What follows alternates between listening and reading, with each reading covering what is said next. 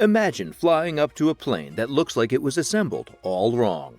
The cockpit is off-center. It's hanging above the right side like a glass tumor. The engine isn't in the middle. It's mounted on the left wing like an afterthought. The whole thing looks like a construction accident. An airplane that should crash out of the sky the moment it lifts off. But the catch is, this wasn't a mistake. This was intentional, and somehow, incredibly, it flew just fine. Get to know the story of the Blohm Voss BV 141. The strangest asymmetrical plane ever flown, and one of the biggest successes of World War II's biggest failures. A plane that defied every rule of aircraft design, but worked so well that test pilots were left baffled in amazement. Before we dive into this incredible tale of engineering hubris, give that a like, subscribe, and hit the notification bell. Because today, we're going to explore one of the most jaw-dropping mysteries of aviation. To understand why someone would build such a bizarre airplane, we need to travel back into the gloom of the late 1930s. Europe was a powder keg, and Germany was clandestinely preparing itself for the storm that was soon to sweep through the world. The Luftwaffe was growing fast, but they were missing something vital in its inventory. Although they possessed planes such as the Messerschmitt Bf 109 and the Heinkel HE 111 bomber, they were crying out for something, eyes in the sky. A new generation reconnaissance plane that could fly deep behind enemy lines, gather vital intelligence, and get back home in one piece. The German Air Ministry, the Reichsluftfahrtministerium, or RLM, provided a demanding specification. They wanted a one-engine aircraft with excellent crew visibility, enough defensive armament to shoot itself out of trouble, and a pace adequate to outrun enemy fighters. More than anything, it needed to have its observers enjoy an open view of the battle raging below. This wasn't just a matter of creating images from high up. These aircraft would be flying low and dangerous sorties, reconnoitering enemy lines, monitoring troop movement, and providing artillery targeting. The pilots needed to observe it all, and they needed to observe it in detail. Several firms competed, but one offer came not for its elegance, but for its genius. The man behind this aerodynamic sacrilege was Dr. Richard Vogt, the chief designer at Blohm Voss. Blohm Voss was essentially a shipbuilding company that worked on naval vessels, subs, and warships, not planes. But Vogt was not your average engineer. Educated in part in Japan, but born in Germany, Vogt was known for his unconventional thinking. He had already come up with flying boats and test planes. But the BV 141 would be his masterpiece of oddity. Vogt researched the reconnaissance problem and looked at it differently from anyone else. Traditional aircraft placed the cockpit inside the fuselage, thus in the back of the engine. This made the crew's forward view blocked by a massive radial engine and propeller. Side vision was limited by the wing roots and members of structural members. For reconnaissance, this was similar to attempting to see through a keyhole. So Vogt had an innocent question. What if we moved the cockpit all the way over to one side? His fellow designers thought he'd lost his mind. His design had a normal engine and propeller on the left, connected by a long boom to a normal tail. But from the right side of the aircraft sprouted a huge glass greenhouse, a cockpit that appeared to have been taken straight from a completely different aeroplane. The asymmetry was so extreme that when early blueprints made their way around, some engineers assumed they were looking at a mistake. For sure, they thought, someone had reversed the left and right sides. But Vogt wasn't angry, he was a calculator. The offset design solved several problems simultaneously. The unbalanced cockpit gave the three-man crew, pilot, observer, and tail gunner, a wonderful visibility in almost every direction. The observer enjoyed straight-down vision unobstructed, and the tail gunner enjoyed open fields of fire to protect the aircraft. Yet fixing one issue created a dozen more. The laws of physics are indifferent to good intentions, and asymmetrical planes cause nightmare problems. First, there's the center of gravity. Weight is symmetrical in a normal airplane around the center line, but the cockpit of the BV 141, complete with 3 crewmen and equipment, produced a huge weight imbalance. That had to be exactly countered, or the plane would roll wildly out of control. Then, aerodynamics. The cockpit created asymmetrical drag, Air on the left side of the airplane behaved differently from air on the right side. It could create a constant turning force, making the aircraft unflyable. And how about manufacturing? Building a symmetrical plane is challenging enough. Each component, each rivet, each wire has to be placed just so. But to build two different sides of the same airplane, the manufacturing challenges were staggering. Most engineers would have given up, but Vogt had a secret friend, mathematics. With exacting math and wind tunnel testing, he worked out exactly how to position the tail surfaces and tweak the wing configuration to counter the uneven forces. The tail wasn't simply shoved over to the right, it was carefully crafted to create the precise amount of correcting force. The result was an airplane that, on paper at least, should have been perfectly balanced even though it looked skew-whiff. On February 25, 1938, Helmut Varsitz got into the cramped cockpit of the BV-141 prototype and braced himself for what many were anticipating was going to be a very short flight. The ground personnel gasped as the BMW radial motor roared into existence. The propeller bit into the cold German air, and slowly, improbably, the rudderless aircraft crept forward. Takeoff itself was subsequently described by Varsitz as dreamlike. Sitting in the pilot's position, shifted to the right, it was as though he was in something he'd never experienced before. The runway was passing by at an odd angle, and the visual cues were all wrong. But then, as the aircraft lifted off the ground, something strange happened. It flew straight. No violent rolling, no wild turning. The BV-141 rose steadily into the air, as stable as any ordinary plane. Varsitz flew the prototype for 30 minutes. Slow turns, rising and falling, the whole thing was just right. The offset shape, which seemed like a formula for disaster when it rolled across the ground, didn't feel strange in the air at all. Varsitz was grinning as he landed. The impossible airplane flew.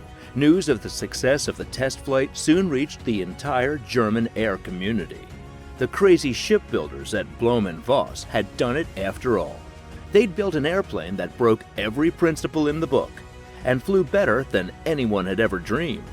But a single successful flight was not enough to convince the skeptics. The Luftwaffe demanded additional tests, additional information, additional guarantees that this peculiar machine could function under realistic combat conditions. Over the following 2 years, a number of prototypes were built and flown. Each iteration refined the design, improving performance and reliability. Test pilots all praised the handling characteristics of the aircraft. Unlike many test planes that were hard to fly, the BV-141 was described as being surprisingly benign and cooperative. The visibility was everything Vogt had promised and more. The pilot, sitting in the glass snout of the offset cockpit, enjoyed a clear view down to the ground below. No wing blocked the view down. No engine blocked the view ahead. For observing purposes, it was enjoying an airborne observatory. The defense armament was equally impressive. The rear gunner, located in the tail of the cockpit gondola, was able to swing his machine gun through an enormous arc. Other planes had blind spots, where there was no protection against enemy fighter planes attacking with impunity. But the asymmetrical design of the BV-141 eliminated most of these liabilities. Performance tests showed the plane could fly more than 270 miles per hour, impressive for a reconnaissance aircraft in those days.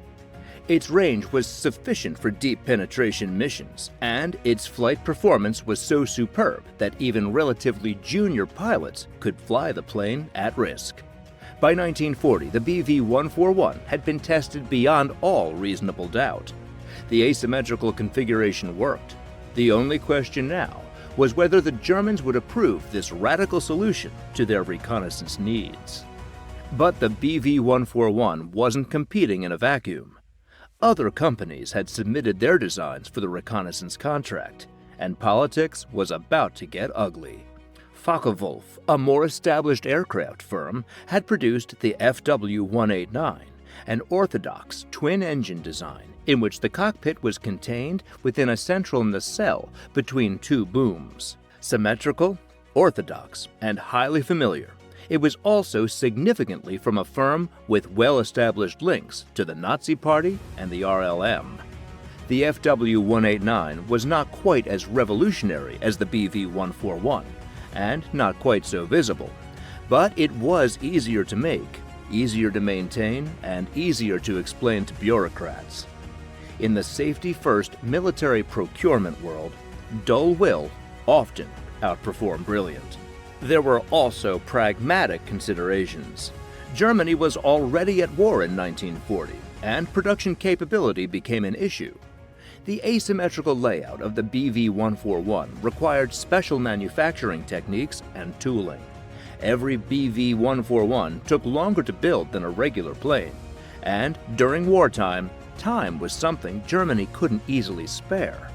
The BMW 801 radial engines that equipped subsequent BV-141 variants were also in high demand. The same engines powered the Focke-Wulf 190 fighter, desperately required for safeguarding the skies.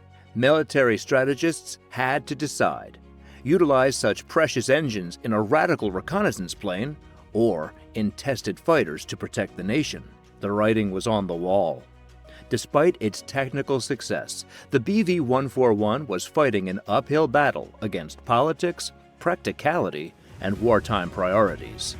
To place the weirdness of the BV-141 into perspective, let it be mentioned that World War II was the age of eccentric aircraft. Desperate times called for desperate measures, and designers worldwide were desperate enough to attempt just about anything.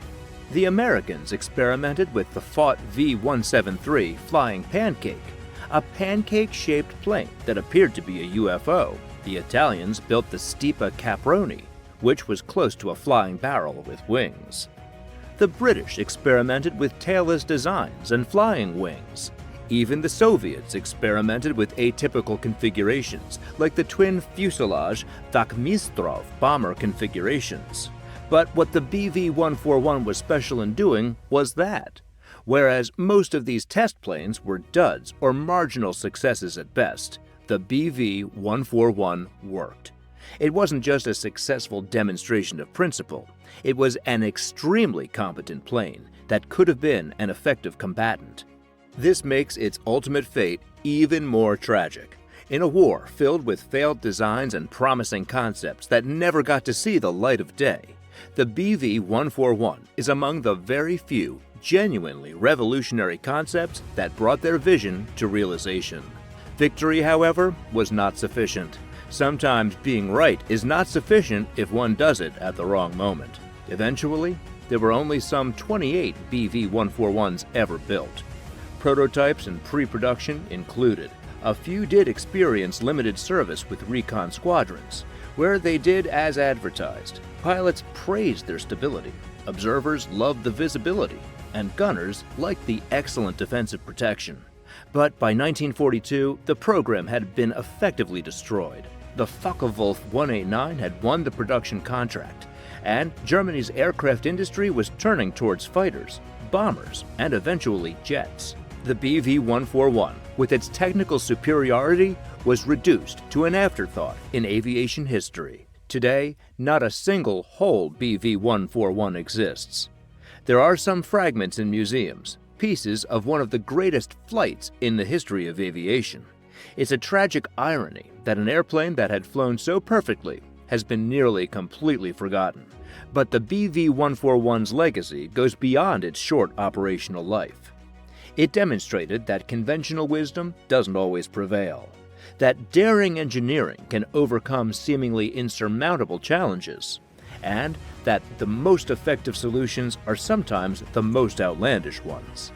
The aircraft also highlighted the deeper paradox of military aviation, the balance between innovation and manufacture, between revolutionaries' design and operational requirements. The BV-141 was probably a better reconnaissance aircraft than the FW-189, but it was also harder to produce and harder to service in the field. The Blohm Voss BV-141 is perhaps the most fascinating what-if in aviation history.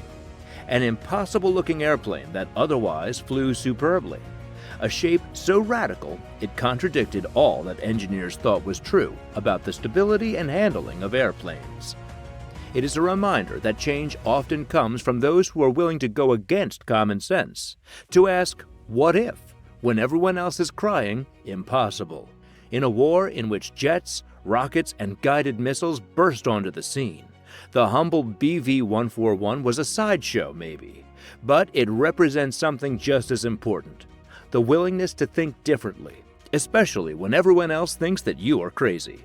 Sometimes the most beautiful solutions are the ones that look ugliest at first glance. If you enjoyed this close-up examination of one of World War II's strangest planes, be sure to like this video, subscribe to the channel, and tap that notification bell. Let me know in the comments which bizarre warplane you'd like to see next. Aviation history is full of great stories just waiting to be shared. Until next time, keep looking up.